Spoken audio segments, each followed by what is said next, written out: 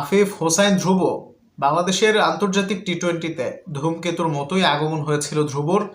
ঠিক একইভাবে তার পতনটাও আসলে হয়ে গিয়েছিল খুব হুট করেই। তিনি ধারাবাহিকভাবে বাজে পারফরমেন্স করে তিনি আসলে দল থেকে বাদ পড়েছিলেন। ট্যালেন্টের কোনো অভাব নেই, ক্লাসিক শটেরও কোনো সমস্যা নেই, সমস্যা ছিল তার উইকনেস নিয়ে তিনি কাজ করেননি, যে কারণে আন্তর্জাতিক ক্রিকেটে খুব বেশি দিন সার্ভাইভ তিনি আসলে করতে পারেননি। তার উইকনেস নিয়ে কাজ হয়েছে, প্রতিপক্ষের বোলাররা কাজ করেছে এবং একই স্পটে তাকে বল করে তাকে বারবারই তারা আউট করেছে এবং সেটা নিয়ে তিনি কাজ না করার কারণেই তিনি আসলে বারবার সেখানে বিট হয়েছেন।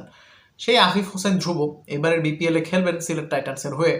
যদিও আফিফ হোসেন ধ্রুবকে নিয়ে তার ক্যাপ্টেন মেহেদী হাসান মিরাজ খুবই আশাবাদী। সাংবাদিকদের সাথে কথাবার্তা বলার সময় তিনি বলেন যে আফিফ হোসেন ধ্রুব একটা সময় তাকে টি-20-তে সবচেয়ে বেস্ট প্লেয়ার মনে করা হতো। তো সেই আফিফ হোসেন ধ্রুব কোনো একটা কারণে হয়তো মাঝে একটু আলাদা হয়ে গিয়েছিল, মানে বাজে পারফরমেন্স করে বাদ পড়েছিল, এটা মেহেদী হাসান মিরাজ মনে করছেন।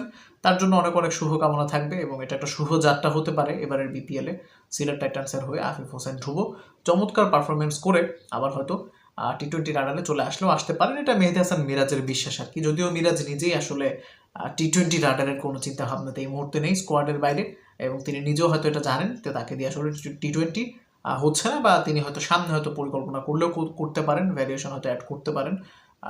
এত বছরের ক্যারিয়ারে এখনও ভ্যারিয়েশন অ্যাড করতে পারেননি, সেটা ডিফারেন্ট আলাপ, এটা নিয়ে কথাবার্তা বলবো না। এখন কথাবার্তা বলবো আমাদের সিলেট টাইটান্সের লোকাল এবং ফরেনার ব্যাটিং লাইন আপ নিয়ে। অধিকাংশ লোকালদের নিয়ে কথাবার্তা বলবো, ফরেনারদের নিয়ে কথাবার্তা বলবো না। অ্যারন জোন্স নামে একটা প্লেয়ার আছে ইউএসের, একটু হ্যাঁ ইউএসএরই একজন ধ্বংসাত্মক প্লেয়ার আছেন, খুবই অ্যাগ্রেসিভ প্লেয়ার। তিনি ইউএসের টি-20 বিশ্বকাপ 2024 তার খেলা দেখেছিলাম এবং বিপিএলে তিনি গতবার খেলেছিলেন। আমি খুব বেশি ভুল না করে থাকলে তিনি কুমিল্লার হয়ে খেলেছিলেন। জাকির অনেকের সাথে একটা পার্টনারশিপ দেখেছিলাম শেষের দিকে কোনো একটা ম্যাচে। তো তিনি আছেন এবং তাকে বাদ দিয়ে এবার আমরা সব লোকাল প্লেয়ারদের কথাবার্তা বলবো। বিষয় হচ্ছে এবারের বিপিএলে আমাদের চেতেশ্বর পূজারা হচ্ছেন আমাদের মুমিনুল হক। টেস্টে বাংলাদেশের one of the best batter Mominul হকের বিপিএলের স্ট্যাট খুব একটা ভালো না। স্ট্রাইক রেট তার 105 থেকে একটু বেশি, 107 দশমিক সামথিং। রান আসলে খুব বেশি করতে পেরেছেন বলে মনে হচ্ছে না। আমি লিখে রেখেছিলাম 1300 কত রান তিনি করেছেন, 64 রান তিনি করেছেন 72 ম্যাচে। ঠিক আছে, অধিকাংশ ম্যাচে হয়তো তাকে বসে থাকতে হতে পারে টিম কম্বিনেশনের কারণে। এছাড়াও আমাদের জাতীয় দলের এই মুহূর্তে রেগুলার ওপেনার পারভেজ হোসেন ইমন, বাংলাদেশ জাতীয় টি-20 দলের আন্তর্জাতিক টি-20তে বাংলাদেশের দ্বিতীয় সেঞ্চুরিয়ান তিনি আছেন। এবং আরও কয়েকজন প্লেয়ার আছেন যাদেরকে আপনি হয়তো চিনেন, অনেককে হয়তো আপনি চিনেন না, এবং ডেফিনেটলি আপনি চিনবেন। জাকির আছেন, যিনি কিনা তার টেস্ট ডেবিউতে ভারতের বিরুদ্ধে সেঞ্চুরি করেছিলেন এবং তিনি মোটামুটি একটু আক্রমণাত্মক ব্যাটিং করে থাকেন। এবং রনি তালুকদার আছেন, রংপুরের হয়ে মোটামুটি কয়েকবার হয়তো খেলেছেন, ভালো করেছেন। মাঝে জাতীয় দলে এসেছিলেন, আবার বাদ পড়েছেন। এখন হয়তো অনেক বেশি ভালো করলে আবার সুযোগ পাবেন, কারণ এই মুহূর্তে আসলে এই কয়েক মাস আগে টি-20 বিশ্বকাপের কয়েক মাস আগে সাইফ, ইমন, তামিম, লিটন, এতজন মানে সবাই তো ওপেনারই আসলে, হ্যাঁ, শাফেল করে 2-3 খেলানো হচ্ছে। এদের মধ্যে ঢোকা আসলে খুব কঠিন। তো আমাদের এখানে তাহলে রনি আছেন, ইমন আছেন, জাকির আছেন, জাকির না কিন্তু জাকিরই বলে তাকে, জাকিরই তো বলে।